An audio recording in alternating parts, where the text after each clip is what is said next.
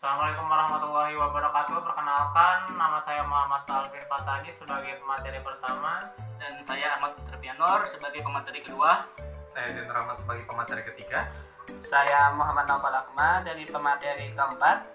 Jadi hari ini kita akan mempresentasikan tentang prototipe aplikasi sistem pemrograman web. Jadi kita masuk ke presentasinya. Assalamualaikum warahmatullahi wabarakatuh.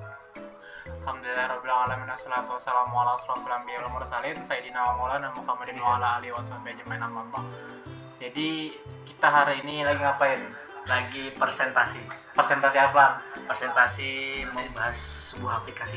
Nah, jadi kita hari ini ingin presentasi membahas sebuah aplikasi dalam bentuk prototipe. Jadi prototipe pada hari ini adalah tentang sistem koordinasi perkuliahan, solusi digital untuk efisiensi akademik.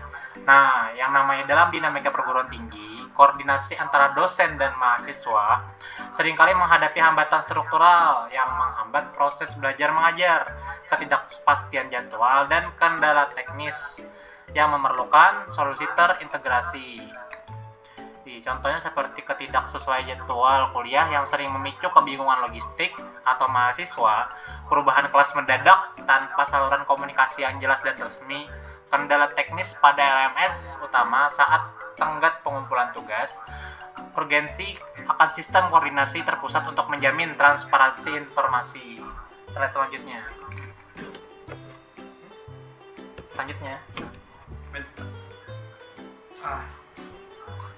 Nah, di sini ada namanya visi dan misi, tujuan strategis pengembangan sistem. Sistem ini dirancang untuk menciptakan ekosistem akademik yang lebih teratur dan akuntabel melalui 3 pilar utama, yaitu transparansi informasi, yaitu menyediakan akses real time terhadap status kelas dan jadwal yang akurat bagi seluruh sivitas akademika. Yang kedua ada yang namanya koordinasi formal, menjadikan kanal komunikasi resmi yang meminimalisir misinformasi antara dosen dan mahasiswa. Akuntabilitas data, membangun dokumentasi digital dan jejak aktivitas akademik yang valid untuk keperluan audit internal. Nah, untuk slide selanjutnya akan dijelaskan oleh teman saya Raffi. Oke, lanjut kita ke bagian arsitektur, peran dan hak akses pengguna. Nah, di sini pada gambar yang tersedia di sini dosen memanajemen kelas dan juga mengelola jadwal, sedangkan mahasiswa itu mengakses informasi dan juga mengakses pemberitahuan. Pada peran dosen yaitu otoritas penuh dalam manajemen kelas dan jadwal. Kemudian yang kedua pengambilan keputusan akhir pada pengajuan kelas dan pengganti. Kemudian yang ketiga ialah pengelola modul tugas dan evaluasi progres. Sedangkan di peran mahasiswa ialah yang pertama aksesibilitas informasi, jadwal, dan notifikasi terbaru. Kemudian yang kedua, hak pengumpulan tugas dan pelaporan kendala teknis. Kemudian yang ketiga, pemantauan status kehadiran dosen secara real time. Selanjutnya, dashboard dosen atau pusat kontrol akademik. Nah, dashboard ini berfungsi sebagai terminal utama bagi dosen untuk memantau seluruh kewajiban mengajar secara konversif.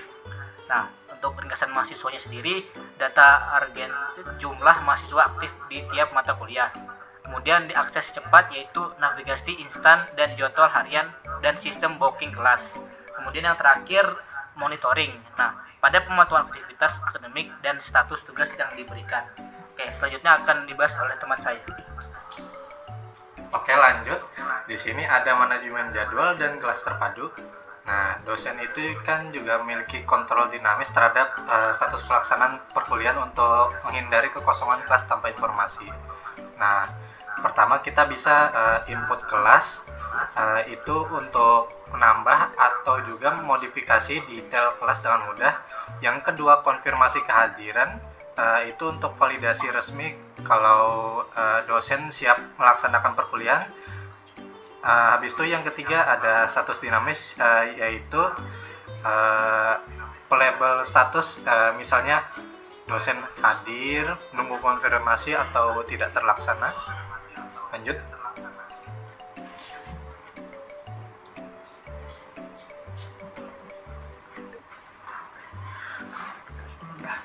bentar lagi nge-lag nih. Bentar ada koneksi. Loh. Kau aja dipotongin aja, kau aja dipotong. Lalu lanjut ada sistem booking kelas pengganti.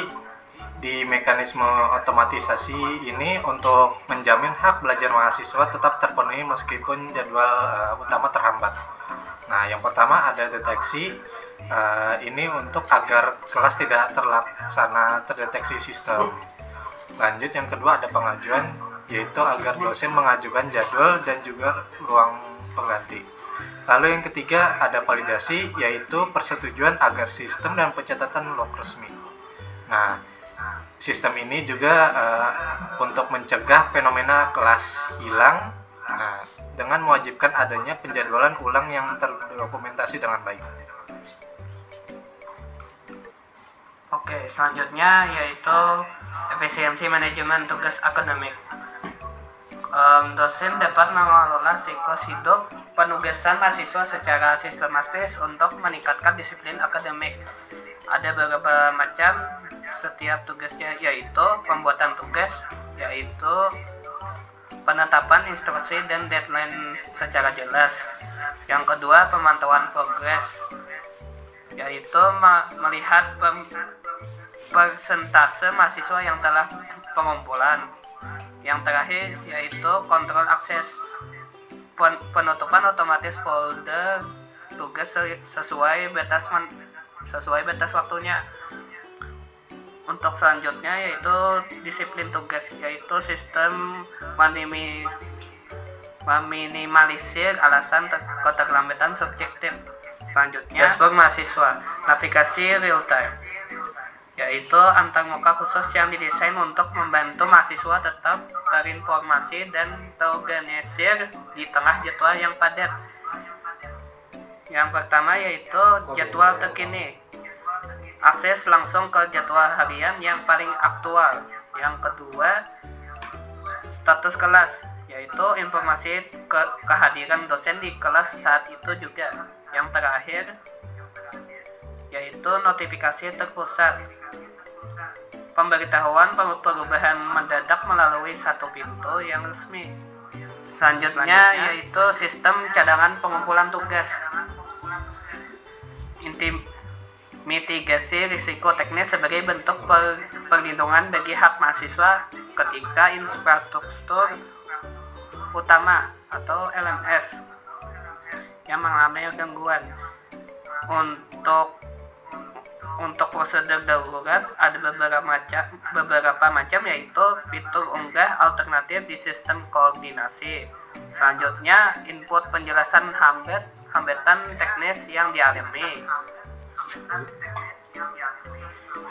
Yang selanjutnya verifikasi otomatis integritas file. Untuk bagian selanjutnya yaitu bukti hukum, yaitu penerbitan timestamp digital yang sah. Yang kedua, bukti pengumpulan resmi untuk klaim nilai. Yang ketiga yaitu transparansi bagi dosen pemeriksaan. Selanjutnya, akuntabilitas dan kesimpulan. Sistem koordinasi perkuliahan bukan sekedar alat bantu jadwal, melainkan instrumen penjamin mutu pendidikan yang transparan. Riwayat aktivitas, pencatatan setiap aksi dosen dan mahasiswa guna menjamin transparansi penuh. Untuk dampak positifnya yaitu meningkatkan efisien waktu, pengurangan miskomunikasi, dan penguatan budaya profesional, mewujudkan tata kelola akademik yang unggul dan digital. Oke, cukup sampai di sini saja presentasi kita pada hari ini. Selamat hilaf, mohon maaf bila kita wal hidayah. Wassalamualaikum warahmatullahi wabarakatuh.